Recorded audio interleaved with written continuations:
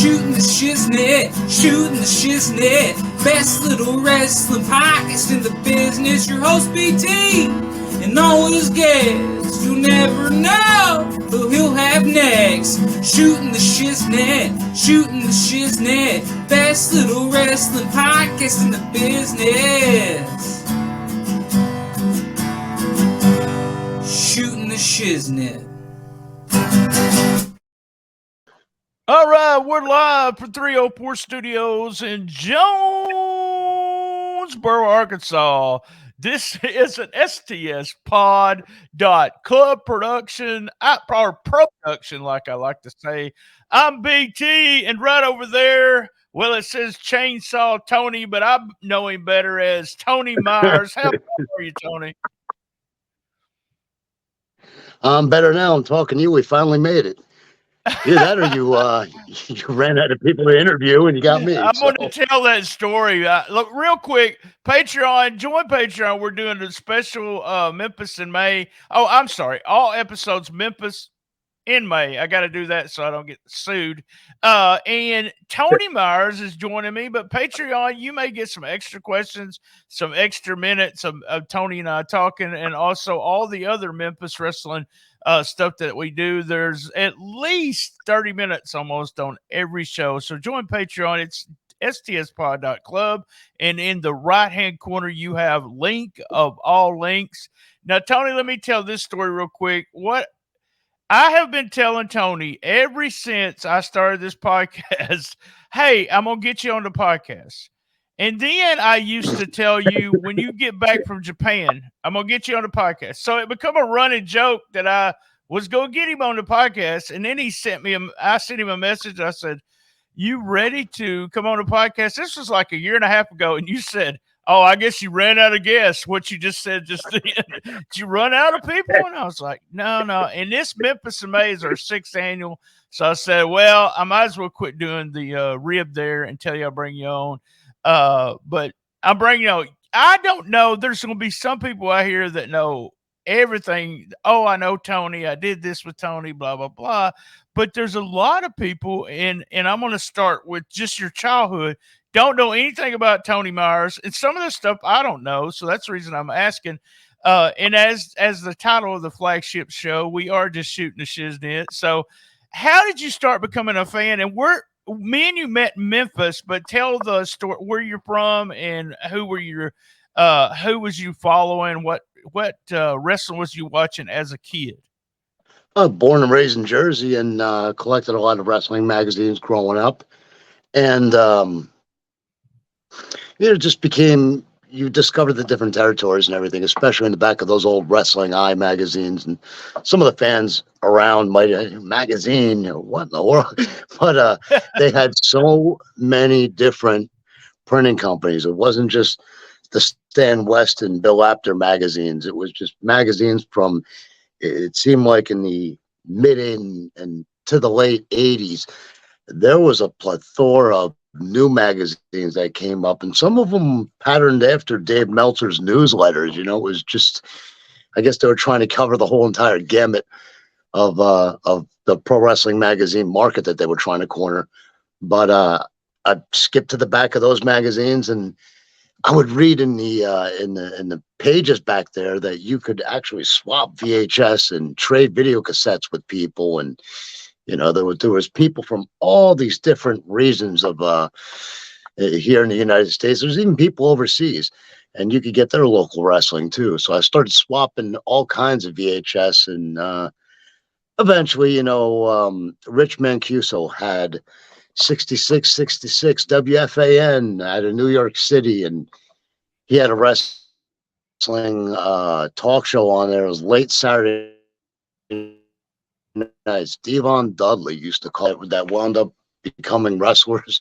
And so between those two things right there, I just started amassing a ginormous, as you can see to this day, VHS DVD collection. And what is that, man? Come on, tell me what the VHS is. Yeah, that's I talk about that all the time, and we talked with a local guy on Tuesday, and he was talking about, oh, well, I didn't do VHS trading like you did, BT. And I will. I guess the statute of limitations is gone for this, but when I was in college, I was taking donations for those tapes. I had 6 VHSs going at all times. You know how that feels. And I did a lot of Yeah. trading. And if it wasn't for the trading, I would have never saw anything. But what was you watching on local television? Who were your favorites there? Oh, the WWF was always, that was always the kingpin. That was always the A number one. But by the time cable TV rolled around, we're getting NWA and um, getting several other promotions too. Uh, but it's just a little of everything. To me, it all fell into the same umbrella of wrestling. And then you would discover the local video store. I would rent. Oh man, Johnny Legend. He produced a lot of the old Memphis Territory stuff, and they did music videos with that. And so, then I stumbled upon Memphis wrestling, and I just got hooked on it. And I said, like, who are these people? What are these angles? And it was just so wacky and so bizarre. It was like nothing that I'd ever seen before. The That's angles were a mile you're a so minute. right there because if you think WWF at the time compared to Memphis wrestling, it's like you just stepped in Bizarro world because it's a total different product. It's not something like now you can watch on YouTube, whatever you want to watch, but it was something that was so different. And you becoming a fan real quick of those guys, right? Yeah, and as time went on, you find out that this guy was somebody else in a different territory, and you know, um, I would meet local fans at the matches that I went to, any independent that I could go to. I was like, well, this guy, maybe I'll see some guys that used to be somebody else in one of those other territories, but you knew it was mostly guys hanging on to their glory that were still wrestling. Just we got so lucky from the local independents around here that we got to see so many guys, so many big name wrestlers, and eventually it all coincides with they needed somebody to help set up the ring. If you wanted it bad enough, you knew you could break into the independents. You would just have to go to shows that were so indie, that were so bad, or that was needing help so bad that they, hey kid, stick this mask on your head, or kid, collect the people's jackets, or ring this timekeeper's bell, or whatever. But kind of getting ahead of things. Is But that yeah, where you actually trained the first time and actually had matches up there first before you actually yeah, it was had up any here. stuff? John Arezzi's conventions. They would do them at the Royce Motel, usually in the summertime, and that would be the ultimate collection of people. The names I could drop that went to those, just as fans at the time. Blue Meanie would go to all those things. So the guy that became Sign Guy Dudley, Joel Gertner. I met Joel. I met Joel doing just Lower East Side Wrestling, Manhattan. The two of us we were hardly teenagers, but we kept running into each other. And then next thing I knew, we're swapping information and all that stuff. And he put it together. He was like, hey, you're the guy that runs that Cactus Jack fan club. And this is 88, 89, when Foley was barely getting a name for himself out there. And, it was a whole bunch of us. I ran that fan club at the time. Foley had wanted us to change the name of it to the Cactus Jack Appreciation Society, and now that rings a bell with some of the modern fans of Chris About Jericho. Jericho, But yeah, yeah. yeah, but I mean, if you wanted it bad enough, even in reading those magazines, you would see wrestling schools advertised just everywhere.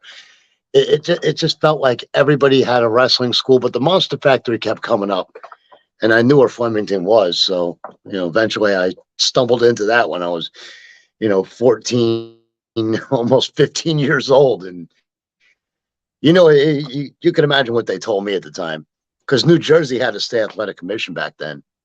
So Right. they So were like, you couldn't actually train at that time. Yeah. yeah, you could train doing the general things. Even if you were a referee, you still would have to learn how to take a bump and, you know, I guess using the terminology is okay, right? Everybody will be up to Yeah, oh, speed yeah, with yeah, that. yeah. This is total shoot. Yeah, yeah, yeah. We don't. And There's no you kayfaving know, it was going weird. on. So. I stumbled upon the kayfabe sheets when I was going to John Arezzi's That's conventions. what was my next question. When did you Yeah, find the Observer in them? So you could in the back of there they advertised just publicly. And it's funny because I think back to how many times I saw Wrestling Riot in there, and that's like right. early '90s, yeah. And I remember seeing Dave Meltzer at some local matches up here. And of course, I knew who he was because there was a buzz. Even the smartest, most hardened fans are, hey, Dave Meltzer's in the third row. And we got to learn what he looked like. And yeah, so there was just Brian Hildebrand, guys all around this area. It was almost amazing. You would go to the Meadowlands and you would look around at some of those fans and you'd see the same people over and over. It's just a hardcore gathering amongst fans. Had to be like what it was like locally in Memphis. Like you go to the Coliseum on Monday nights and you see half the people that wound up becoming professional wrestlers that were sitting in the Yeah, crowd or because whatever. yeah, So that's I think it's I've told this story many times that I think that Memphis wrestling in this area, the reason Memphis wrestling is got so many little promotions is because everybody grew up, they wanted to be Jerry Lawler, Bill Dundee, and we didn't play on the playground. We weren't playing superhero. We was playing I'm Jerry Lawler, I'm Bill Dundee, I'm this, I'm that. Yeah. And then it was the everybody knew who Jerry Lawler was. It wasn't like who? What are you talking about? So Monday morning was the big deal. We'd first talk about wrestling at school, and we would talk about any football that happened on Sunday. But Monday, that was what it was mainly about. And Tuesday was Monday Night Football. So that was my life growing up. It was let's talk about wrestling. And when I got the Observer the first time was during I think my last Christmas break. So it was in 1985. I got it and I mean 1985, and then I got it and then went to school that after Christmas break thinking I knew everything about the business and that that I had all the secrets. Something that you mentioned that they went to different territories. I was obsessed with real names. You remember when yeah, everybody used to be obsessed with the real names of the wrestlers? and there was a magazine called Wrestling World that was ran by stately Wayne Manor, and then one of the people he had working for him was Carmine Desperado, who eventually broke into business, who was actually doing double duty. He was writing wrestling, he was taking pictures, but he was also he was also the creator. That was one of his gimmicks, and the other gimmick he had was uh, um, Huey Marks is the name that he used to write, like the ghost name that he would write under is he would write up all these, and they would wrestling world kind of like it rocked my brain because I was like, oh my God, here's everybody's real names laid out in front of us. Like, oh my God, I can't believe Right, it. Terry right. Yeah, Bollea. yeah. S So those were some of those magazines bordered on it was kind of weird. Like later on, what was the magazine that they had? Was it Wrestling Toxic? That was pretty much like Dave Meltzer's newsletter, but in the form of a magazine. I don't remember the name of it, But but they I had Norm remember it. Dooley. They didn't. They were a little like a few years ahead of their time in the sense that the internet exploded and smartened everybody up. But at that time, no one really. I think no one really wanted to be smartened up. And here's a magazine that saw the success of Dave Meltzer, which was Dave made a full time job of it, and Yeah. he only had 2 to 3 thousand subscribers, but they were thinking, oh, he's got there's a difference between being rich and making a living, and that's what he was doing. I remember him quitting his regular job His because he had regular to do job, I remember that too. yeah, had Because to in do the in like Observer. Yeah, yeah, in 86, 87, he was actually brought onto the WWF payroll, and that like right. all of us just stood around and were like, wow, like it's almost like one of our own is getting a full time job in wrestling or whatever. But he continued to write the newsletter. There was some kind of weird hush money thing with him and them, and I know that they used to go to him. And this shows you the real pull that guy had. I mean, the audience base that he had, just how much his opinions were respected, because he didn't write the kayfabe sheets to expose the business. He wrote it to show and to cover pro wrestling like nobody had done before as a business, as a whole. Like, Yeah, what was but the it house? What started was the as real him house? just What trying to money get really you earning? together all the results from all the areas and telling people what was going on. And then, like you said, that's what he started doing. And he also, people don't understand that the Observer, now everyone looks at Dave and looks at the Observer and goes, blah, blah, he don't know nothing, what, blah, blah, kind of thing. But Yeah, they it try was to like a discredit. They try to trade discredit what he publication. puts out. Right, right. It was a trade publication, right, Yeah. Tony? It was for the inside, and they looked at the attendance in each one of the places and decided whether they were going to go work there, because the promoters would lie, but the people sitting in stuff today would not lie about attendance. Yeah, exactly. And it was covered from state athletic commissions, so that's money that they legally paid out. So it was like, for once, somebody was exposing the truth on what was happening with professional wrestling. And I cared more about that, more about the business. I was always going to be a fan. I was always going to, you're walking around your house and you just saw Tugboat Thomas just debuted with the WWF, and you're walking around in your living room, you're doing this or doing your favorite wrestlers' mannerisms or cutting their promos in the mirror. There was always going to be that.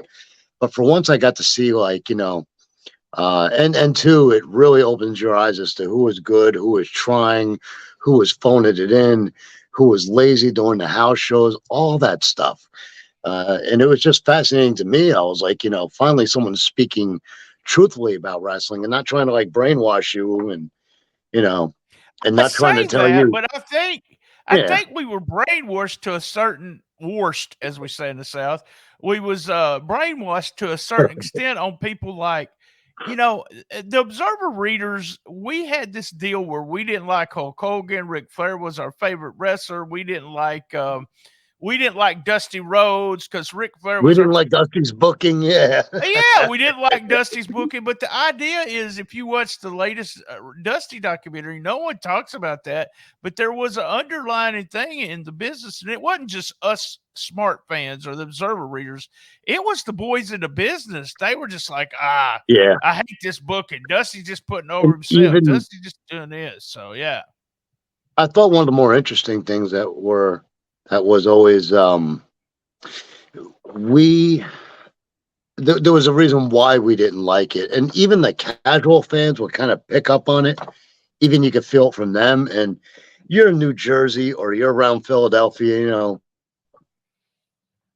Philly was like an hour and a half from where I grew up, and even the casual fans would pick up on the utter distaste for certain people. But and two, like, even people around us, it was like we almost didn't want to talk too much, because that was all stuff that we went out our way to get and acknowledge, and two, even the casual fans, it was like we didn't want their stupid questions. We didn't want to have to put up with explaining to a normal fan, what words like angle meant Yeah, and like what I words like said, we heat knew it meant. all. Yeah, we're an Yeah. observer. We know it all now. So, It was almost like we that's wanted to, it was almost like we were trying to protect what business there was to protect from people that weren't smart, because then you'd have to, well, how much money did these guys really earn? And you're like, oh, you can't explain to somebody from a business perspective. I never understood all that, but you're right. I never thought about the idea that we were, or not really understood, but thought about that we were like, say, kayfabing, At because we didn't want to right. tell anybody else anything. So At first, you just wanted to, you were so happy that you had this knowledge that, oh, that's Hector Guerrero as Lasertron or whatever. It led to a funny story. Brian Christopher told me a funny story, him and Kevin growing up, where there was some guy in the second row, and Brian goes, next time you see Kevin, just start going, Lasertron, Hector Guerrero. He goes, he'll know what I mean. And apparently there was some sheet reader down in Memphis that was going, Hector Guerrero, Lasertron. And it was like, it almost, it was kind of like that for us, you know, like when Terry Taylor had, and I was already like actively wrestling, but when the NWA, when WCW had come to the Meadowlands and Terry Taylor got the crap kicked out of him by Stan Hansen in about 3 minutes, everybody was doing rooster curls at him and everything. And this is after he left the WWF. So even those people wouldn't let him go of that, you know. They We did kind some of held really it to crazy him. things on those Memphis trips. The Philly people came Memphis trips. We Kevin or Kerry Von Erich was in the ring, and we chanted "Just Say No," Oh and my just stuff God. like that. You know, I mean, it was like a smart aleck kind of fans, but we knew everything. I think that's Right people that around the time before I came down to Memphis full time, I remember going down to Louisville. Louisville Coliseum on a Tuesday. I just wanted to see what a house show like there. And by this point, I was, even before I had a license, I was going to my brother. I have a brother who's 5 years older than me. I was going to his friends and giving them gas money and, you know, mowing lawns, or, you know, when I could start working at the local golf center, picking up golf balls. You know, I would get a hold of them and I would find a way, or I'd take a train, or, you know, and a lot of this stuff I would have to do kind of like behind my parents' back. Um, but eventually, you know, I got their nod and they were cool with it. But so that's when my brother's friends were coming along, and some of them had hung around locally. I remember going down to Louisville, Kentucky, and I'll never forget, they were waving. It was after Jerry Lawler got into trouble in '93. They were waving handcuffs at him in like the second row, like a bunch of wise asses. Yeah, so people like that, you know, I mean, we almost couldn't help ourselves. But remember the whole group of fans um, that they put paper bags on their head as the ghosts of WCW passed, when Jim Herd Right, was like yeah, getting rid there of was everybody that, around. and it was almost yeah, there was that section of fans that because we were smartened up, there was that. I think it was a mentality or an ego that we knew just like they did. I one time, you know, the Nightmares were one of my favorite teams growing up, and I knew who they So were. underrated. Yeah, and So so underrated. we're in Caruthersville, Missouri, and it's an outside show. And Ken Wayne is in the ring, the Nightmares in the ring, and I yell, "Hey Ken!" You know, Ken has his mask on. I say, "Hey Ken!" And you know, when someone yells, "Hey Tony," what do? You turn around. So Ken turns around in the ring and says, "What?" No. Yes, Oh he my did. I God. loved it. It was awesome. But then so tell me, I mean, you're a Jersey boy. How did you end up? And I want to talk about how we met, how we've been friends for so long. But let's take a quick commercial break, and we come back. I'm going to talk about your trip to Memphis and how we found each other, kind of thing. That sounded kind Ah, of how we found each other. oh So there yeah. you go. The journey begins. This is the first time that your name was ever dropped to me, like personally. Like, you know, we would all chit chat. There was a guy named Perry Smith who I unearthed on Facebook a few years ago. Even guys like him, when they would go to the John Risey conventions, we would just talk about Dallas wrestling. We would talk about, you know, they had a Zodiac, a guy under the mask as a Zodiac. And Right, right. at the time we had the Zodiac killer up here. So we were like, this is just, anyway, he would just keep dropping names. And Dave Meltzer himself dropped your name to me. And he goes, there's a guy that puts out the Wrestling Riot. And he goes, and he covers Memphis in some real detail. So I think I was one of your early subscribers as far as that goes, under my legal name. I mean, I tried wrestling under my legal name, and then nobody believed that it was my real name. So, Right, um, right. Yeah, you were we called it tape update at first, and that was just yeah, tapes, and then we ended up doing Wrestle Right, but it was through the Observer that me and you actually met and talked. And then it was years before we actually met in person, wasn't it? It was the first before we time met when in you were person, doing yeah. when It you was was always doing one by of the proxy. shows. It was always, Yeah, because toward the end of Hold the on, hold on. Let's rewind it just a little bit. How did you? What made you come from Jersey to Memphis? What's going through your mind at the time? I had always been a huge, huge, huge Memphis fan, and Dennis Carluzzo in Jersey. If it wasn't Dennis Carluzzo, before ECW was Tri-State Wrestling, TWA, they were bringing in Stan Lane, they were bringing in Jim Cornette, they were bringing in Jerry Lawler, Eddie Gilbert. I remember Al Cactus Perez Jack. for some reason. Um, Yep. Austin Idol, Adrian Street. They were bringing in so many of the Memphis guys over in TWA. And Dennis Carluzzo would use Jerry Lawler, Eddie Gilbert, Stan Hansen, Terry Funk. So the more that I would, and this Memphis obsession keeps growing as time is going on. I've already had a couple professional matches. The first place I went to was Larry Sharp's Monster Factory. So I told you some of that before, how I stumbled into it, because you keep hearing Monster Factory, Monster Factory. Even in the magazines, you hear Monster Oh yeah, Factory. that's what I was fixing to say. They were huge in the magazines because Larry Yeah, would let them come in, take photographs.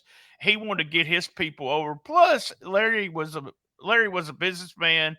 He was a worker. He was getting his school over, right. and he was getting himself over more. So yeah. Two, also the key to this whole thing was a guy named Professor Bill Elliott, or Professor Elliott. Professor Elliott Marin was the guy's name. And, I told him, hey, I've been going to, and he goes, hey, they're starting up another wrestling school up there too. Mike Masters, Rocky Jones, 1990 was launching ECPW. And then from there, you heard about Mike Sharp had opened up a school, so we go there. Bill DeMont, Lodi, New Jersey, was in a racquetball court. So that was 4 different schools right there in New Jersey. Plus, you could always go to Johnny Rod's. I went up there like once or twice. There was nothing I could really do because, he would charge like $25 a workout because, I wasn't actually legal. As this is going on, Right. Yeah. yeah, as I'm starting to train, I'm already having like a match here and there. I'm already having like matches, just local stuff that was so small up on the Lower East Side of Manhattan. They were using Joel Gertner when he was like 14, 15 years old. They were using him as a manager, and he went by the name of Joey Jaguar. So you could see, like, now all of us, Daryl Streety was another one. Now all of us are starting to meet from being guys that read the newsletters and saw each other's names under the results in magazines when you would submit the results. Now, we're having to put together who's who, because there's our legal names that we dealt with each other. And then, to find Right. out that, Louis Dangerously, Lou, oh gosh, I was never good with his long Italian last name. But guys like that, you would learn, oh, that's that guy's legal name. Oh my God.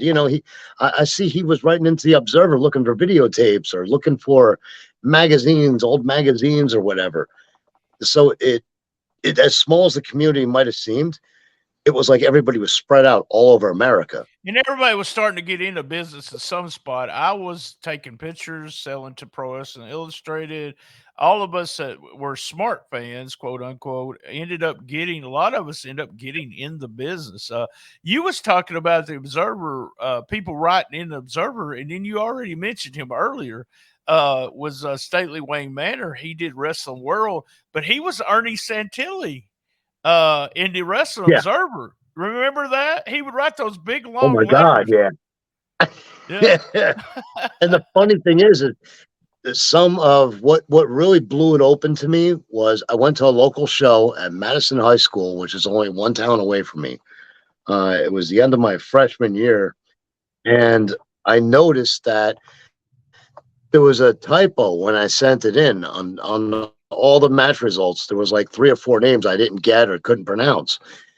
There was a duplicate because I was like, well, I better keep my eyes open. Maybe somebody is going to send in these guys' legal names and names or whatever, and I'll learn who this guy was that I thought was somebody else or whatever. So what happened was it was a duplicate of what was printed in the Observer, and I'm like, oh my God. The people with all the magazines, what they call the aftermags, were just plagiarizing all the results, and it just like Well, blew my that's what they mind. do now. You ever noticed that on Friday Friday afternoon, you'll start getting all these websites that say, "Oh, we have learned." Well, you just got the Observer this morning on you got it mailed Yeah. to you with on the online. I keep saying online Observer, but that's what I read now compared to the paper. Do you still get the paper, or do you read the online version? People will send me stuff Oh, because okay. I have so Yeah. much to send to them. And if I had to subscribe to everything, like I would have your Patreon, I would have like everybody's Patreons, I would have Dave Meltzer's newsletter and all that stuff. But like if something comes up that's of interest, and there even became several points in time where he would print something negative about me, and I would go off on Dave, and I'd be like, "What the hell, man? I've been one of your most loyal guys," or I tell him that's not what happened, or that's not the truth, because Right, he called my yeah, match, this one he couldn't say abortion anymore, so he said the word that we don't call that we can't say anymore was BT was that Express's match. BT Express in the ECW? What became the ECW arena? Is that the one, Was that or was that because it was something at in a Memphis? school. Yeah, it was at a school. There's a movie, Silver Linings. It was actually filmed right there where we wrestled, but yeah, I was in the opening match with a gazillion people on the show, so it was fun to always say I was on the opening match with Cactus I, Jack, Eddie Gilbert, I Jerry always Lawler. wondered how on planet Earth you. I always wondered how on planet Earth you wound up in Philly, but I guess that'd be for when I interview you or something. Yeah, yeah, If it I was eventually get because my of the own Tom. That podcast. was a benefit. Yeah, it was a benefit. And I knew Dennis. Yeah, all these people you mentioned. It's like I got connected with them because of Wrestling Radio. That Yeah, was doing. That's how I really got connected with Lawler, is because of Wrestling Radio. Carmela Panfield and Joe Gertner there, not Gertner, Goodhart, Joe Goodhart. Goodhart. Yeah. Where that was, yeah, that's how I got connected with a lot of That's stuff especially there. whose name I meant to drop between him and Dennis Carluzzo was bringing in Eddie Gilbert and Jerry Lawler. So this dates itself. So I would go up to Eddie Gilbert and I'd make him these 8-hour compilations, or I'd hand him 2 or 3 master copies of videotapes of him in every territory. So it wasn't before long I started getting in good with Lawler, but Eddie Gilbert was the one that was, how willing Eddie was to talk to anybody, reading newsletters, writing newsletters. Eddie just was fascinated by pro wrestling that much. And Eddie And Gilbert he did then, cassette wrestling news. We've had it on the show on the yeah, feed. He did an episode of cassette wrestling news way before it was okay to talk about the inside, but he loved, and Jeff Osborne talks about this, about the way, well, JD McKay also, he just loved the business. He loved everything yeah. about it. He was the biggest fan ever. And the Um, weirdest thing, like even that name that you just dropped right there, Jeff Osborne wound up doing in Evansville, Indiana. Didn't he wind up doing some of the first like MMA? First M&A independently was Hook and Shoot, and then he did some of the very Yes. first girl versus girl matches in the United States. He had all the girls that you see from from the, not right now, but a long time when they were coming in, like the Ronda Rouseys and Shayna Baszler and people like that. He There was are using them very successful. But you know what happens? It's the same thing that happened in wrestling, is that when you have something successful like he did with Hook and Shoot, then you got all the other Hook and Shoot. you got 20 more coming. Yeah. Yeah, you got 20 more that aren't as good, It was but they'd on. rather. Yeah, yeah, yeah, yeah. I might actually be able to find it right here, the VHS. There was a VHS days ago that I pulled out just like this. And on it, like names like Jeff Osborne, people out there wouldn't know, or they wouldn't, but there's such a link to it, because I pulled out a videotape like this, and there it was. It was his P.O. box and everything. Norm Dooley. Norm Dooley Oh would my correspond God, with Norm Dooley. everybody. Yeah. Norm Dooley was like the master. I mean, he had more Memphis videos, local videos. He had more. I was trading with him and getting more stuff when I lived down in Memphis. When I first moved down in '94, I knew that I was Well, going to move down there let's anyway. tell the quick Norm Dooley story. Norm Dooley and Jim Cornette are the two guys that came up with the infamous Meltzer star system. 5-star system, yeah. and it was a 4-star system at the time, and Dave changed it to 5-star. But Norm was so smart. I got some stuff from him I could find where you And I couldn't heard find stuff it's from just, anyone else. Yeah. I'm sorry, but like we gloss over names like that, and people don't. Weasel Dooley, Yes. his Yes. nickname was Weasel because he had facial features. He looked like a weasel. But so many, and I remember one of the greatest stories I ever read was like a buddy of mine out in the Midwest.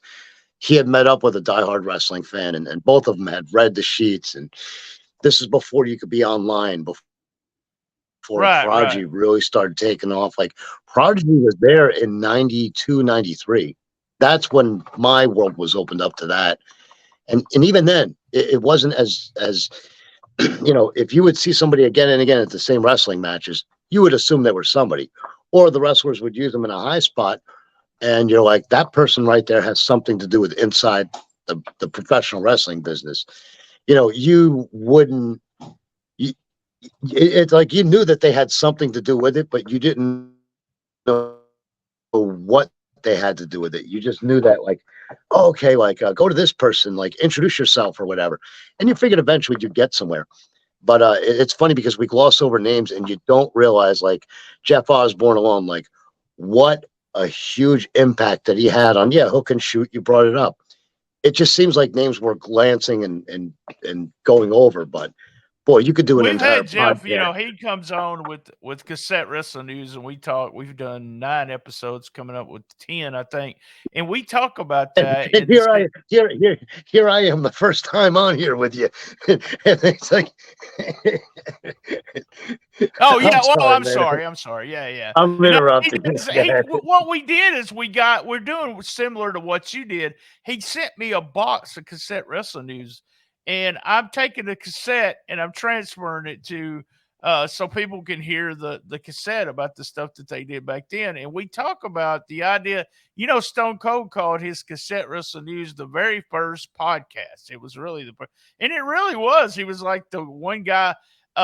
Let's talk about Memphis, though. Why did you just? I knew you was a big fan, but when you arrive in Memphis, this New Jersey guy, what kind of reception do you get? How do you get involved with the Memphis promotion and stuff like that?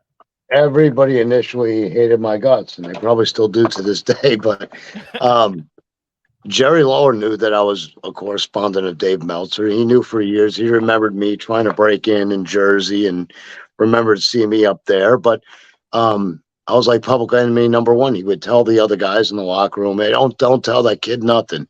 He reports to the newsletter. It's like, well, if I did that, I'd be accused of killing the business. Why would you keep me hanging around? Right, And I didn't right. realize, most of that was they were just busting balls or whatever. They weren't really, they might have known I slipped some information out here or there because, there comes a point where you're so frustrated, you're trying to get somewhere and you don't care if it's, as long as it's truthful, you don't care about taking a shot at somebody. When you're young and stupid, you don't care about that kind of thing. But I Oh mean, yeah, that's it's the reason why I got on the outs with Lawler the first time was because I was getting information to Dave or really just saying stuff on the yearbook. I talked about how he in Jonesboro, he in local shows, Lawler didn't do anything but hide the chain or something like that, and that's why yeah, we got on it because he hated it. Something that the Memphis promotion until recently, and we talked about this on the phone, I guess a couple months back, that I was always the Memphis kayfabe guy, and man, you weren't going to let him do anything. And it was just weird because, I mean, the whole business was exposed during some of that incarnations of Memphis wrestling, and no one even still didn't want anything to do with what can Brian Tramel do for us kind of thing. You come yeah. into what do you start doing? You start doing the ring, you start training with somebody. How do you get started doing It's regular shows? the same thing that wound up happening when I started going overseas. I go over there, and in this case, I came down to Memphis, and Eddie Gilbert was already gone.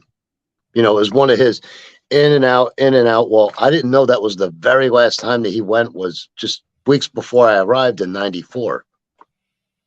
I finished county college. that spring, and then that was it. I moved down to Memphis full time because I knew one way or another. I Memphis was a place next to Japan that was my destination. That's where I wanted to be. That's where I wanted to go. It was one of the last surviving territories, and I saw the writing on the wall. I was like, they already have. I knew they already had the developmental deal with the WWF, and I go, well, and plus it's just like the reason that they have FedEx as its headquarters. Uh, it's so centrally located that you can go anywhere from Memphis.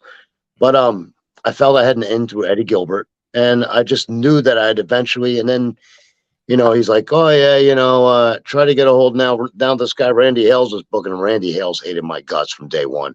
He was another one. He felt that I was like one of those ECW, Jersey, Philly, smart mark, idiot guys or whatever. Randy Hales hated my guts from the very get, and it never got any better over all the years. I Oh, guess because I was he labeled as hated like me, and a then newsletter student. we've smoothed things over, and then he's mad at me again. Apparently, he's mad at me now because I provide content for Memphis Wrestling. I don't talk to him, and he's a real strange individual.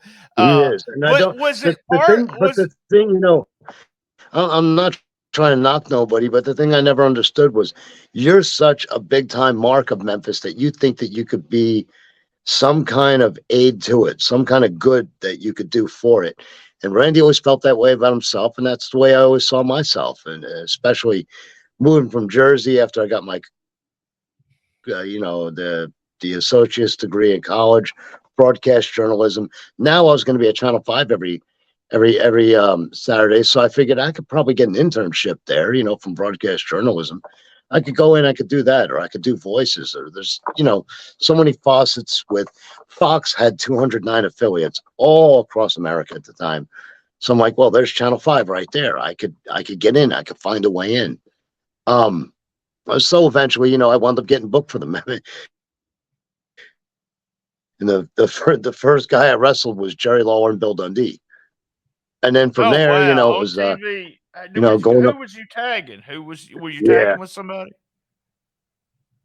Fred James has long since passed away, and Fred was a very simple-minded guy, and I met him doing the independents around Memphis. But Fred didn't have an overall grasp of wrestling. He has a brother and a cousin that's involved now, and it's not me saying anything bad about him. The Rowdy Rebel, Fred James, is a guy that if you ever met him, you knew what he was. He wanted to be Jerry Lawler from day one. I mean, he would wear the same type of trunks and everything, and he was just a guy around the Memphis Was area or whatever. you was working But TV for I'll never Memphis, but forget. you said all the other promotions around Memphis, they were considered outlaw back then. Was you working the outlaw shows? Outlaws, yeah, Then going to Memphis TV to work? because I had to get the dust knocked off of me because I'd moved from Jersey, came down south. So when I asked Randy Hales, I'm like, well, what can I do that won't be a conflict of interest? And he said, I'm good friends with Don Bass. He doesn't run any of my towns or whatever. Okay, so then I went across the bridge, hooked up with Don Bass, gave him a bunch of VHS of me wrestling all over Jersey, New York. I had been down in Indianapolis too by that point for Burt Prentice, Mike Samples, all those people. So, the newsletters, they helped you find out who was running regularly. Because me and Flash Flanagan, me and Flash Flanagan about the same age. I saw that, he was down there. And then when I learned that he was only 18, 17, 18 years old, I was like, oh, okay, I got another guy like me. But it was, I wanted to make sure because I had heat with the Memphis office immediately. Like I said, upon meeting me, Randy Hales hated my guts. But I guess I always lean back on, Eddie Gilbert would always put in a call or put in a word for me. And it didn't go well through Doug because, Doug just saw me as another guy that didn't belong, that had to earn his stripes to be in wrestling. I was that one guy that everybody looked at and they were like, he doesn't belong around here, or show him how rough it is, or put you in the ring with Coco Ware, who would beat the hell out of you. You know, it was all this was, you know, that's how they gauged who belonged and who didn't belong because the beatings were bad or the Moondog stuff, and you know, beatings could be even worse by the week. But that was, you know, hey, if this kid comes back after this ass kicking, maybe it was meant Did to be you? with But him. at one That's point, you just the went way that it from was. you turned it. You did a mask gimmick. I can't remember the name. It starts with an H. What was the? I can see that. I'm horrible. My memory's horrible. But you did a mask Oh, gimmick. the whole thing. You didn't get a huge push, but you got more of a push on TV with that, right? Way more. There was a couple pushes before that, but that was supposed to be the end all be all big push was for the super hysteria thing because I had been doing the moonsault and the flips and all that stuff for as long as I had been doing it. And, you know, that was supposed to be my huge big time break after, you know, being on Memphis TV 3-4 years. Not only that, like Brian Lawler had explained it to me. He goes, you know, you screwed up. You came in here without a mask. He goes, why weren't you just doing jobs under a mask? Then you could have spread your wings and flew away. He's like, every time now that they find something for you, don't you notice that it's under a mask, that it's not as Yeah. you? And I always thought, well, there's more levels to having a mask. You could lose your hair, you could lose the mask, you know, there's always the identity thing or whatever. Right. Right. Then you could go under a different mask, you know, yeah. And the lady Kathy used to make everybody's tights. That was down there in oh, what was the name of that? Horn Lake? Was it Horn Lake, Mississippi she was from? I But she can't. would make Yeah, all I these don't different, remember her. So yeah, she'd make all these different masks and all these, and eventually Bill Dundee cursed her out once, and she left and never came back. But in fact, I went to get some new tights made up in '99, and she had told me, she was like, I don't do wrestling no more. Before that, she was working on strippers' clothes. And she said the wrestlers were even well, worse to stripper do it than clothes, strippers. wrestlers. Yeah, pretty much the same Yeah, thing. So there you go. yeah, like the movie The Wrestler, which God, I hated that movie. I know all my friends were in it and everything, but God, I hated that movie. But yeah, So you're in so Memphis. You're doing all the you're doing all the outlaw towns, but you get a semi push there with as hysteria, super hysteria. It's kind of a luchador gimmick. You're doing all the flips and flops, and it was this the same time that Kevin Lawler decided to be the Yellow Jacket. Did you ever wrestle the Yellow Jacket on TV? Yellow Jack, I should send you the link. I have several matches. One of them's me and him against Steve Dahl and Bill Dundee. Oh And wow, Lawler's yeah, doing I'll have to commentary. watch that. Yeah. And Jerry Lawler's doing commentary. So Lawler's Oh doing man, commentary. His own that's kid getting his awesome. ass Yeah, kicked in a Kevin. job guy match. Yeah, I love it I that can Kevin was. send to you now. I got the thing free over here. This Yeah, is people are chiming in as I'm it's like I can't respond to them. Of course, I'm on here with you. So if you're out but there, if they're Kevin listening bought the live, like knock it bodysuit, off. right? Remember when he bought the Yeah. bodysuit for Yellow Jacket, and he put the No. bodysuit on, and it looked like he was big and muscular, and that's what I remember Yeah. about the Yellow Jacket. I Yeah, I remember loved we're it. at I TV. loved it. We're at TV. It was pretty creative. All the tights that he would come up with it and everything. Which why the hell am I spending my time putting Kevin over anyway? I don't know. We're putting Kevin over. I don't know. Kevin. I sent him a text. My last text I sent Kevin was, "Kevin, why do you always have to be an asshole?" So there you go. Yeah. No, but I it's love funny because Kevin was one of those guys that Brian took it and did with it. Kevin was kind of the. I kid with him about this, but you know this. You're talking about the black sheep. He was really the black sheep yeah, of that family. And then you and Kevin were kind of friends during this time, and it didn't make it. Bill Dundee told me it was because of Kevin that he didn't like me at the time because me and Kevin were friends. I was like, I thought it was the kayfabe sheets. He goes, no, it was because of Kevin. So, Kevin was also he what was would you consider your big? also Go ahead. wrestling. No, he was wrestling in Brighton at the time under another different mask. So he was doing outlaws too. But yeah, he was wrestling in Brighton, Tennessee at the time. Remember, David Milliken had that town up and going and running. Also, too, I was the Wolverine, which was the Wolfman gimmick when they had that guy Sean V from who I knew way back in the day, and Right, right. 5 years prior in Indianapolis, Indiana. And they had the whole feud with Mike Samples brought in the Wolverine to, and Tony Falk did in some of the spot shows. But yeah, Dr. Death, that was another one where they had me booked all around Marion, Arkansas, all these different towns and everything. Dr. Death, where I had the stethoscope and everything, and how you would imagine how a doctor would look. Did you at the time, were you still part of were you still part of the ring crew, or had you come up to the point to where you didn't have to set up the ring and do all that to wrestle? Because they used to do that a lot with the young guys that worked the opening matches. Your part of your job is arriving and putting the ring up. Oh, you'll also get to wrestle on the third match, but then we need you to take the ring and down. So with all the different masks and everything, and I would always have a referee shirt if somebody would let me borrow one, or just carry a white shirt out there and referee in that.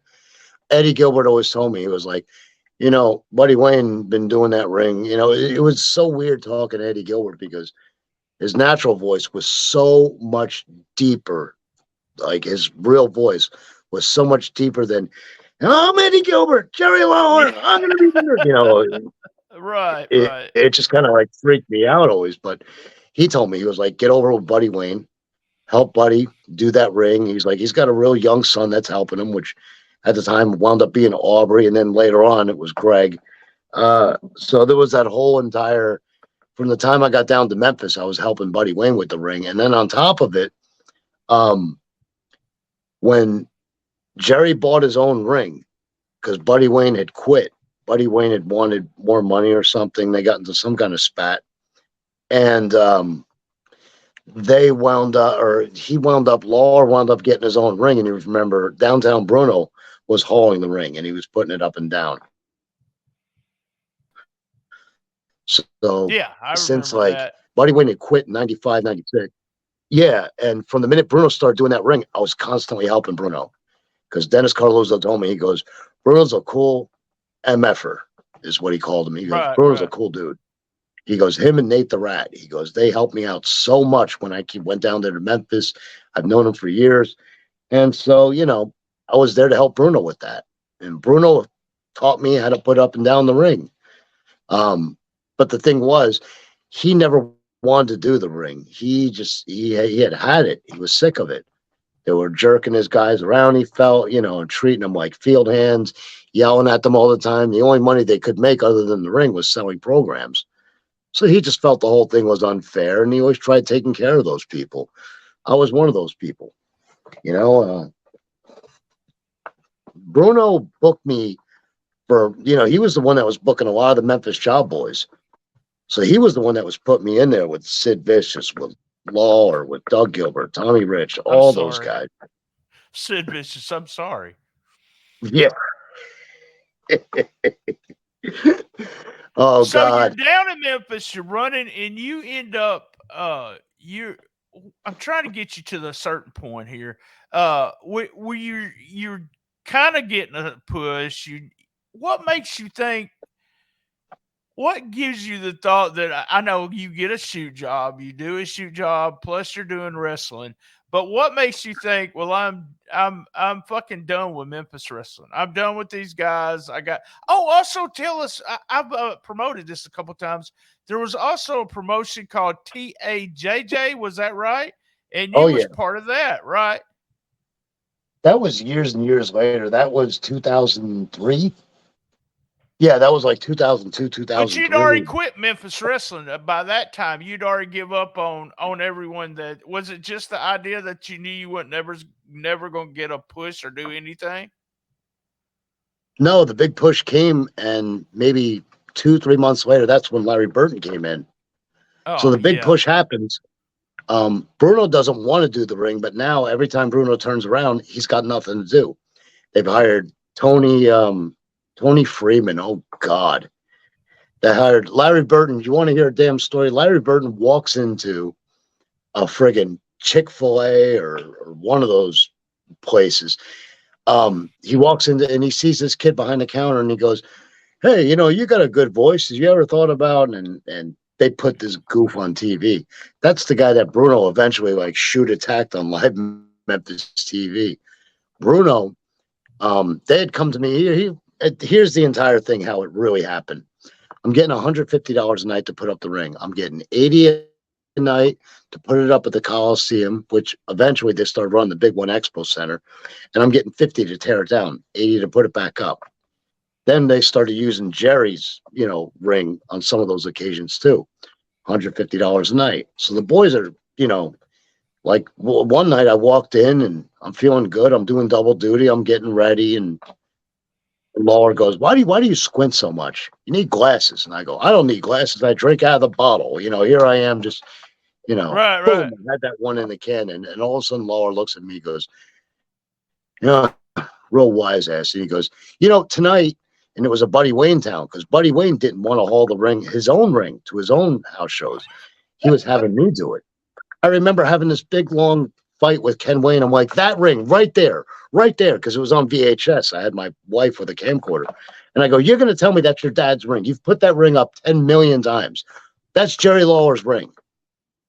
I was like, I know. I hauled it there. He's like, why would my dad run a house show? I'm like, he did. He did. As God is my witness, he did. Aubrey Wayne could back me up actually on that too, because it was one less thing that Aubrey had to worry about, because Aubrey was starting to break in as a referee at the time. So anyway, Larry Burton and Lawler sit me down, and they cut me back from $150 to $100 a night. And they said, you got to get rid of Bruno's old ring crew to make this happen, because that's $50 right there that you're paying out anyway. So it's like you'd get all the money, but that $100 might be enough. And at this point, it's my full-time job, Memphis Wrestling. I'm going to Louisville. I'm going to Nashville. I'm going to, you know what I mean? And when I'm not wrestling, Kevin Lawler's in Larry Burton's ear going, you got a guy like Tony Myers just sitting home today. He could be putting up posters and flyers and, So I would branch out and try to go to the local gas stations and pass out things or, get some buzz going. At this point, we're at the Big One Expo Center. So then, of course, Bruno and I get sideways because he's like, you should have told him that you were going to quit. You were going to quit. I'm the one that taught you how to put up the damn ring. And I said, I wound up doing the ring because now Bruno was a part-time referee at the WWE. So it was just this, everywhere I turned, I was like, it's just pressure, it's stress. Then I go to wrestle Jamie Dundee on live TV, debuting the Mexican gimmick. Stayed up all night, did a lot of things I shouldn't have been doing at the time. And those habits started creeping in. And I had just had it. And I saw the territory falling to shit anyway. Whoop. Am I allowed to curse? Oh, yeah. I'll keep it to a minimum, I promise you. But yeah, I saw the entire territory starting to collapse. And I'm like, this is going nowhere. I could get a regular job and be happy. I have had my fill of wrestling. I'm done. And I quit. Literally, I quit that day. And I remember calling Bruno. I remember thanking Bill Dundee. I was like, thank you for everything. And he goes, oh, you're leaving? And I was like, that's got to be a real telltale sign when a guy moved all the way from Jersey is now making a full-time living hauling the ring. When that guy quits, I mean, everybody knew it was all falling to pieces anyway. But I quit, and at the time, I'd not regularly, every now and then back then, I was going to Japan because of the whole Eddie Gilbert. He had got me in with Wing, and by the time I arrived there, he had quit Wing.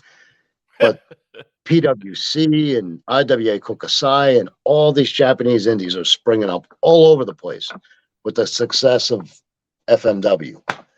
So I was like, I don't need wrestling in America. I could do it locally just to stay in shape, but I'm going to go to Japan and I'm going to just continue. I'll get my fix there. The THAJ thing happened when 2001, 2002, Rashad Brown, who I broke in, he seen me one night at the casino and he goes, how do I get into this? I want to be a referee. And I was like, same way I did. They trained me to be a wrestler, even though I was just a referee, at the time, because I was so young and so pitifully undersized. in Jersey, but I knew he would have to take all the bumps and back bumps, and besides, he gets Right, to right, learn right. something. Yeah. It's cool, you learn how to reverse a hammer, a top wrist lock, hammer lock, tight waist lock, side headlock, hammer lock, By the way, all he's that a stuff. really good referee, and I had a great time every time I was around him. We took him home one night, and he lived. You could go one way in Memphis, or you could go the other way. The other way was through Orange It's Mound. the wrong side of tracks. Yeah, and he said, Richard said, BT, what the hell are we going this way for? And I go, it doesn't bother me to go through Orange Mound. He's like, well, it bothers me. I don't want to go through Orange Mound. I'm like, okay, buddy. And so we Coming got from him him, that home. But means something. yeah, Coming that from did him, that mean means a something that lot. he was scared to go through it. But yeah, it was Orange Mound in that area at one time. This was maybe 20 years ago. They didn't even have indoor plumbing. They didn't have Oh, indoor plumbing at Orange Mound. You had to have like an outhouse. And I was like, it really? sounds it Come on. sounds like a lot.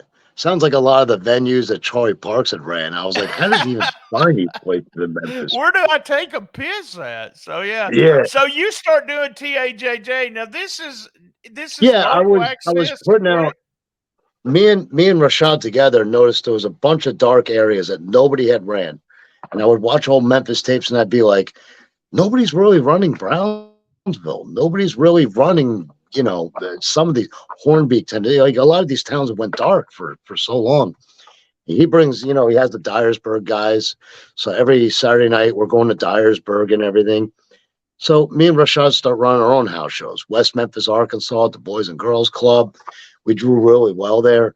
Um, we're going and going, and then I'm putting out flyers, and this guy calls me up, and he goes, yeah, me and my friends do a local access show called TAJJ, and my name is Christopher Woodruff. My name is Chris Lex.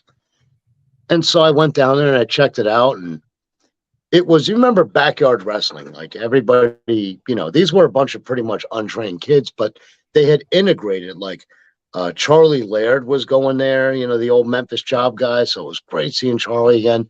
So I brought in like the Johnny Mortons, Alky Hawks, all my buddies from doing all the area independents. And so I walked into TAJJ, and the first thing I saw by the announcer's table was busted up garbage cans, chairs, all these hardcore wrestling. And I was like, all of that's got to go. That's why this place is such a horrible. And I knew that Danny Dunn was best friends with Lawler, because Adam Dunn, as a kid, would show up to the studio. I remember him, and I Did was he like, oh my God, it's produce that same kid, but he's got TAJJ? his own. Yeah, he owned Yeah, it. it was Adam That was Dunn. at Yeah, yeah. Danny Dunn Transmission Shop in Memphis, off of Summer Avenue, right across from the adult theater. Right.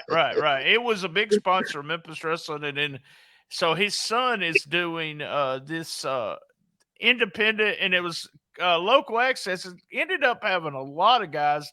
Reno Diamond, you Yes, talk about Johnny the Morton, entire the Chris entire Lex. Charlie, yeah, the entire Charlie Parks crew Yep. of guys was already there. Yeah. Yep.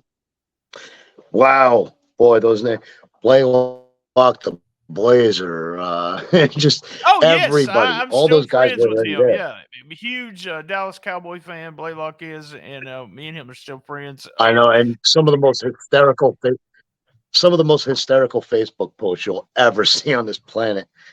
So yeah, I went in there. They integrated. Now this Memphis had no TV at the time. Cable access, and what we were doing was the only thing before Corey Macklin started up his wrestling from the church. It looked like it was from the basement of channel 30. Remember that? As you were Yes, going yes, over yes. Summer And Ave, then you'd have to go down the this was corporate before empire. Corey. Did you go and work for Corey after he came? Because I don't remember. I was just providing them with a lot of the old VHS and everything that you saw on there. But by that point, it was 2003, 2004, and I started to routinely go back to, I was like training guys to wrestle, because that was the ring from the movie Big Money Hustlers. the Insane Clown Posse movie. So these Right. backyard kids got together, and it started out on a trampoline in like Adam Dunn's backyard or some of these kids' backyard. And they eventually bought a $3,000 ring that was left over in an auction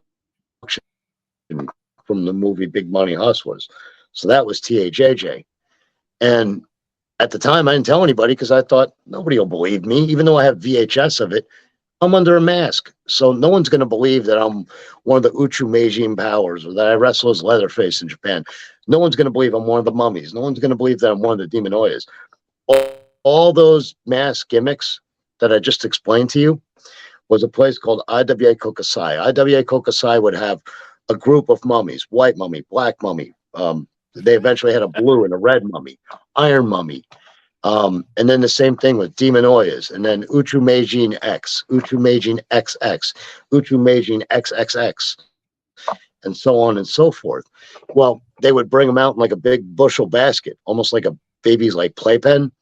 And when you wrestle for them, different groups were using the same gimmicks because, believe it or not, Mick Foley talks about the Uchu Meijin in his book about alien invaders from outer space. And you would have to bring that stuff home, bring it back to the next spot show. There was no actual tours done from these Japanese indies that were springing up everywhere. So I kind of kept it to myself and just continued to go to Japan. And because you know how many times you met people in the locker room and they're like, yeah, I was the executioner in the WWF in 1995, and you're just like, Right, yeah, right. yeah, Yeah, sure you yeah. are. There was and you know, I know you was doing all that kind of stuff, but then what made you go from that? You're doing all this Japanese. We're gonna wrap up the podcast with we're gonna bring you back and talk about Japan and the whole deal with Onita and all that. But I want to know this is the first time we met when you started running shows and how Yeah, I know what popular you're this. getting Okay, so to. let me say something. In between all of this and behind the scenes, Tony is becoming.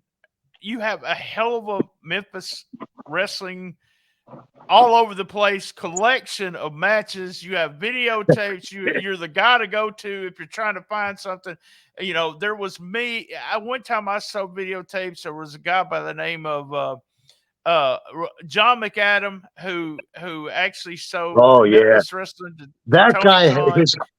his tape list was the most interesting. When you read the tidbits he Yeah, put on his yeah, tape list, you would learn something new. I was like, oh my God, this guy used to be a job guy back in the day. Like, how the hell did he get his yeah, push? yeah. And You know, then who yeah. else? Rob Feinstein was selling tapes at the time too. He and I So had we're the all. longest when Onita came back here to Yes, we're America going to and we talk did the about whole that thing with the next time. We're ECW going to arena. talk about that next time. So Yeah. kayfabe it right now. All right. Kayfabe. Yeah, well, that's So tell me cool. But about it was so cool because you decided to go you to see, doing hardcore matches in a bar. What gave you that idea? okay. And I love how that whole thing came together. Real quick, the thing with Feinstein, he had to put together that me under my legal name, I was the same guy that would buy and trade tapes with him way 30 years ago. Right, When right. it was almost like it just like it almost like it blew his mind, like, oh my God, yeah, I remember that. So what I did was in Japan, in between tours, you could stay in between tours if you can, if you feel like it. Like, you know, you latch on to a WWS who does tours. You latch on to an FMW who to this day continues to do tours. And so to stay in between tours, I would do some of the smaller shows. They're all Japanese independent wrestling is always labeled as what's called sleaze. It's a terminology that popped up in the mid 90s for anything that was a Japanese outlaw, Japanese independent. And, you know, with guys that aren't very good, they've had a lot of training, but they just suck. They haven't been Garbage. called up. Also, it was called garbage wrestling, sleaze wrestling, trash wrestling. That was the terms that Garbage they said. referred more to hardcore Hardcore. and Yeah, deathmatch yeah, yeah, because yeah, yeah. it's Ricky Choshu saw the success. He saw FMW was outdrawing New Japan and All Japan at the time. So Yeah. Ricky Choshu went to the press and said, you know, I realized that I've been ostracized because I'm Korean, half Korean or whatever. He goes, but what you people are witnessing, he's like, this is just garbage wrestling. And only just garbage wrestling. It's garbage. Yep. But Yep. the tape traders labeled it as sleaze, and that's what I was doing. I was wrestling in the bars, and it's like a bohemian setting. These Japanese people are with long stem cigarettes and um, very bohemian like, very strange culture setting. No It ring. No ring Yeah, whatsoever. and it doesn't translate well. Here, everybody sees no ring and they go, ah, it's backyard wrestling. Then, if you remember years ago, it became the in thing. Joey Ryan was packing out all these bars all over the place with his bar championship wrestling. So I did a bunch of Tobitas, SPWC Tobita. If you don't know, Survival Tobita, Masaru Tobita has amassed a humongous cult following because he doesn't just fight aliens. He fights extraterrestrial Japanese guys dressed as poor and cheap outfits. And this is out there on the internet, and I must have a billion videos of it because I'm a lot of the monsters under the mask. So I saw that and I was like, at the time in Memphis, I was co-managing a Gothic nightclub. I was financing all their equipment. One guy left the other guy. We had 80s night at Liquid Lounge over on Highland Avenue. And then we had upstairs at Zinni's, which is off of Summer and McLean. Um, small bar there. So we had it going 2 nights a week or whatever.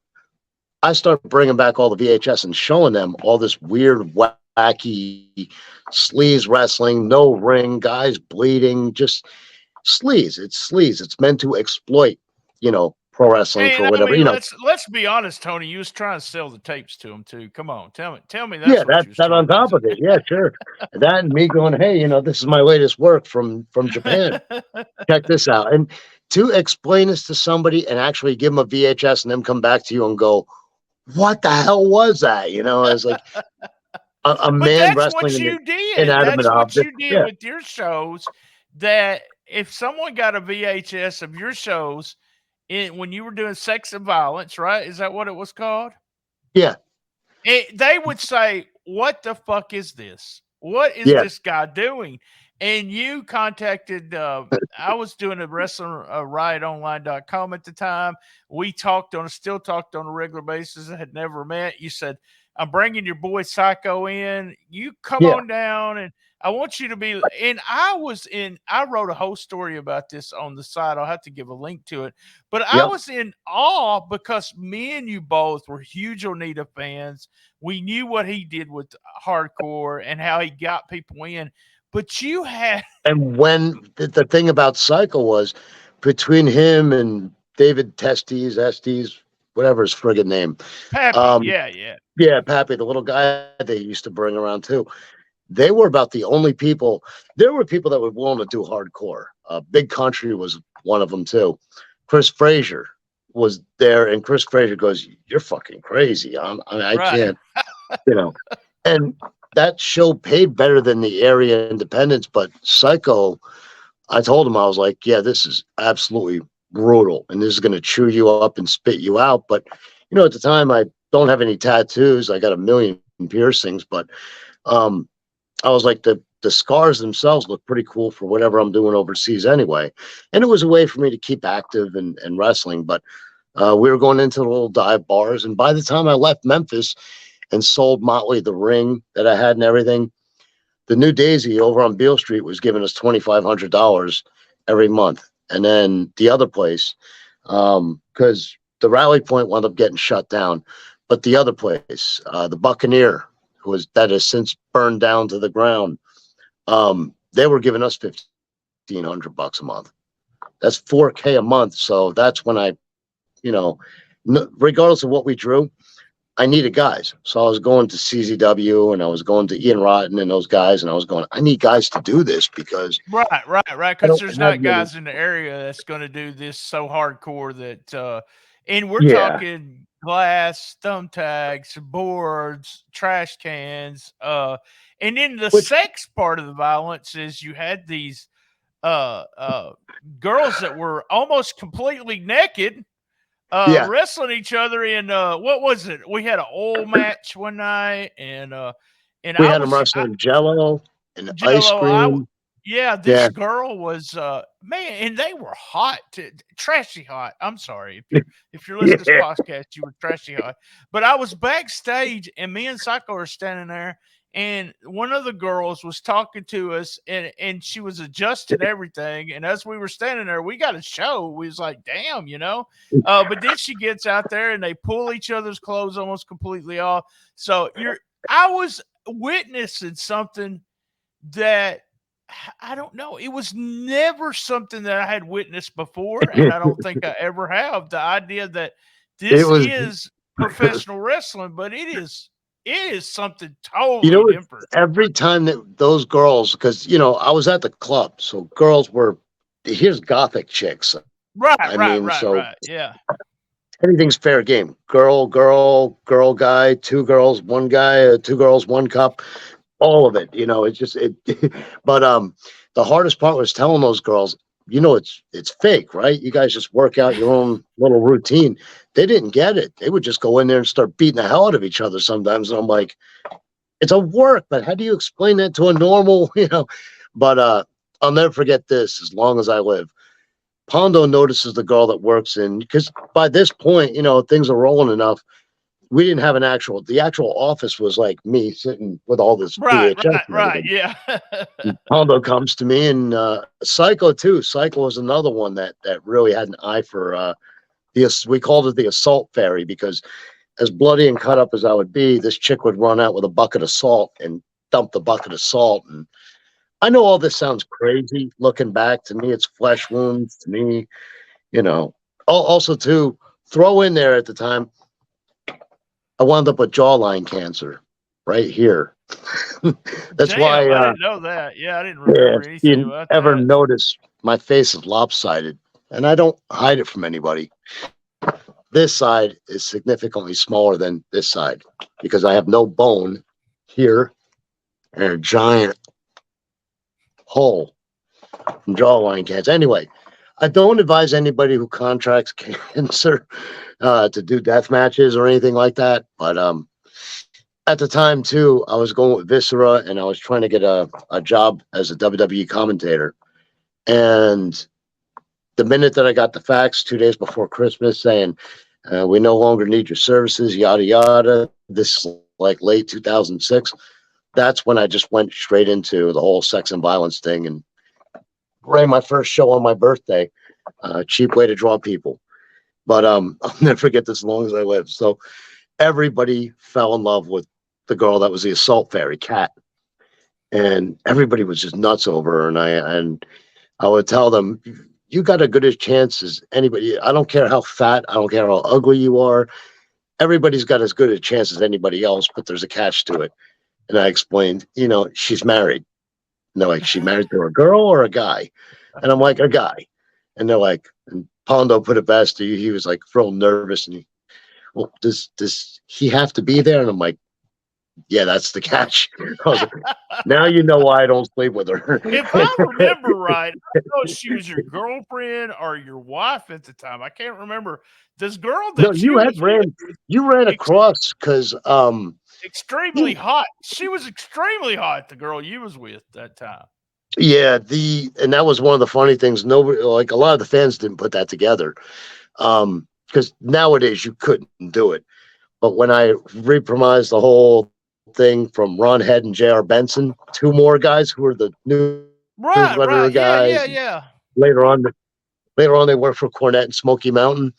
When I brought back the whole Ku Klux Klan thing, I mean, what's better That's than from seeing Johnny someone like Legend, that? right? That was from Legend. Didn't he Yeah, do that? Yeah, yeah, yeah. and the token hot black chick that would lick all the blood and shit off of me and everything when I would do that gimmick and bleed and everything. That was my wife. So, Right. I thought it was. Yeah, she was hot as hell. So yeah, yeah, yeah. You yeah, the was mother of you my had a oldest, which incidentally enough, 2009, that's 2009, 2010. That's pretty much what caused me to leave Memphis was, I lost her to stomach cancer, and everything around Memphis reminded me of her. So I was like, I got to get the hell out of here.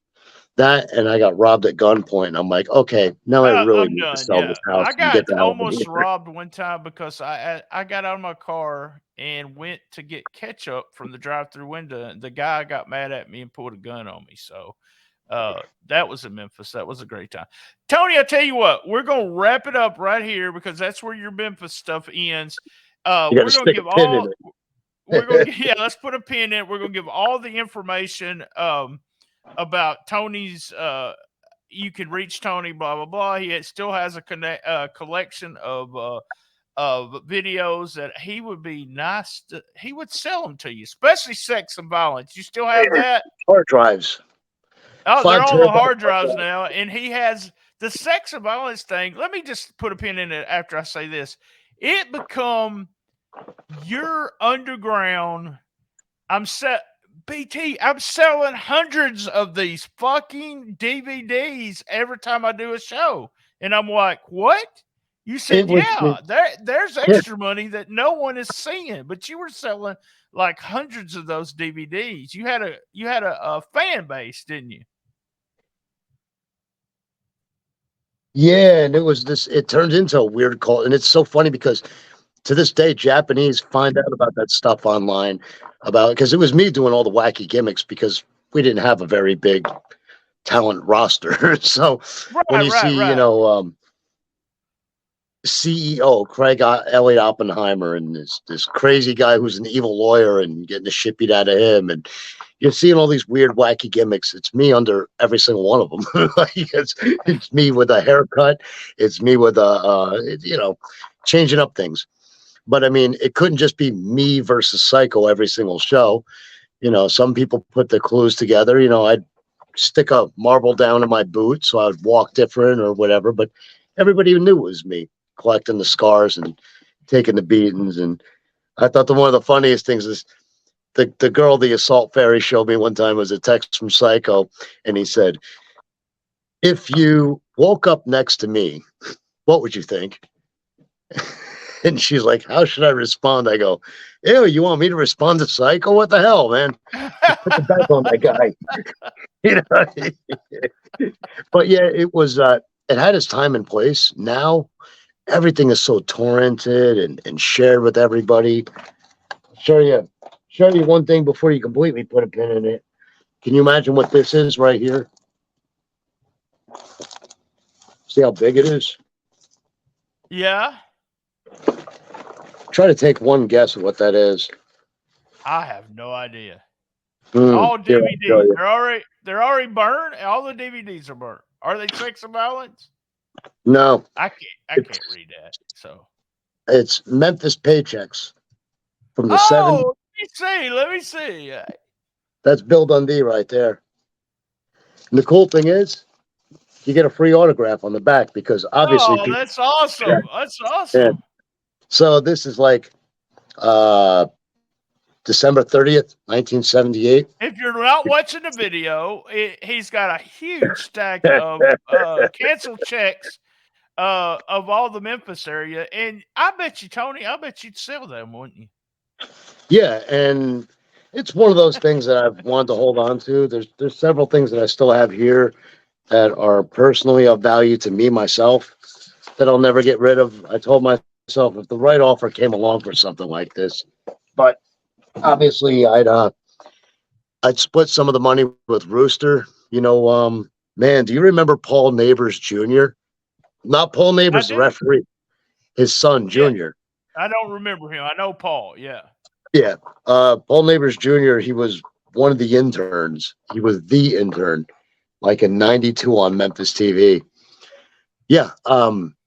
Jerry Jarrett was going through his attic, came across those and gave them to him. And he was like, "I got these." David Milliken has the other half of them. David Milliken's got the other half that's got Hulk Hogan, Jerry Lawler's checks. I got Bill Dundee and every name that you can imagine passed through Memphis. All right, guys. Tony, we're pinned on it. We're going to talk a little bit about a couple of things on Patreon that we're going to talk about is at Tony's show, I did two things that I've never done together at any other wrestling show ever. And I'll tell the story. I know what they are. Same bad time, same bad channel. On the best little wrestling podcast in the business. Be there. And as everyone knows, and Tony knows this, I love my mama. Thank you, Tony. And it is Mother's Day.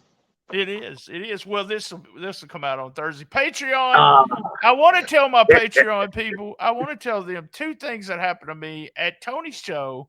Was number one, I smoked weed. I had never smoked weed at a wrestling show, but backstage, just let you know, backstage. And I guess I'll go ahead and tell it. We won't tell it who it was from. Look, but I got no, a we can't say blowjob. who it's from. We're not. I got a We're not. blowjob in the We're not parking gonna. lot. So the two And when you things you do to go to sex and violence is, and then I wrote this really good story about it, but at least I could tell everybody I smoked some weed and I got a blowjob. And Tony's like, man, come back to another show. And I'm thinking, man, what's going to happen at the other show? When we there walk were in, I could there remember were walking more in. pairs of used underwear and just filthy. Those chicks, those girls, everything would just be. I guess once they saw guys bleeding, they figured, what the hell? Throw all shit to the wall, see what sticks. There Yeah. would constantly be some kind of there would be a weird chick approaching or a girl, legit trying to like suck the blood out of me or something after the matches. I mean, you're around a very alternative crowd, and I knew that going in.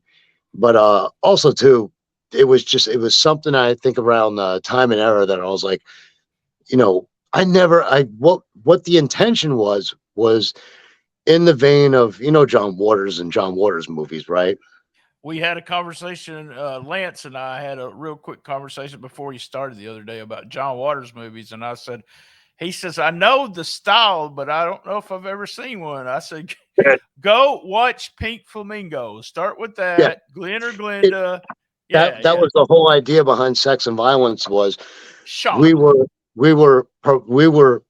aiming to be the worst wrestling federation as opposed to the filthiest people alive. That's why the championship belt was called the sickest fuck, because who the hell would want to be the sickest fuck alive? So that was in the whole vein of Sex and Violence was all about, we were the worst indie. We couldn't even afford a ring. That was supposed to be the whole, and then it just kind of sort of got away from itself. And when it became just another indie, it was just another shitty indie. And right, it was like, but at front, when you were selling, the thing about it is, you think about it, you just talk about the money that you were getting for the shows, but you think you were selling 100 DVDs, that's at least a good $1,000 you're coming in on every show.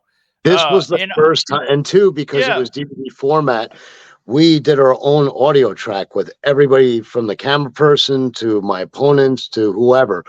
We would all get together and do commentary of the show and tell everybody, we would just sit in the room. Right. Yeah, I remember that now. Extra track on it. Yeah. And all those DVDs, those original DVDs I still have too. There was another thing too. It escaped my mind completely that I was going to say, and damn it, I think it just happened again regarding that. But it just kind of like as time went on, it became just another independent.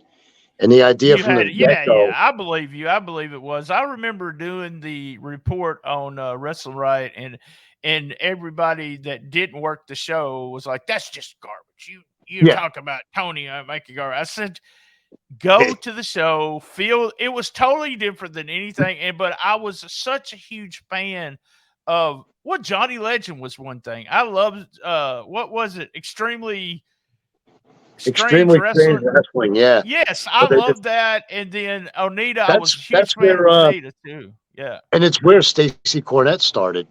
You see a young Sin, she breaks her leg doing some weird stunt that she was doing. They would do stuff like here's what I want to point out. I remember what it was, and I'll be able to point it out right after I let you go because I interrupted you saying what you were saying. All right.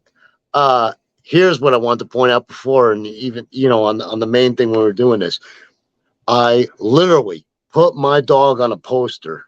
My dog versus a chair, like a chair. Yes! Like I remember that now. Yeah. Yes. My dog Pepper. I put Pepper the dog versus chair. The chair. Yeah, chair. Wasn't it? They were real excited about chair. Yeah, Too. and for some reason that caught fire. Like the people that were there got the whole joke about an inanimate object winning a heavyweight title. Right. They were the joke.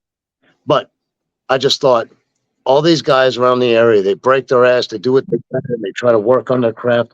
It's like my dog on a poster outdrew you. Like I just wanted to be able to say that at least one time in my life, and I was able to. My And dog my friggin' poster dog.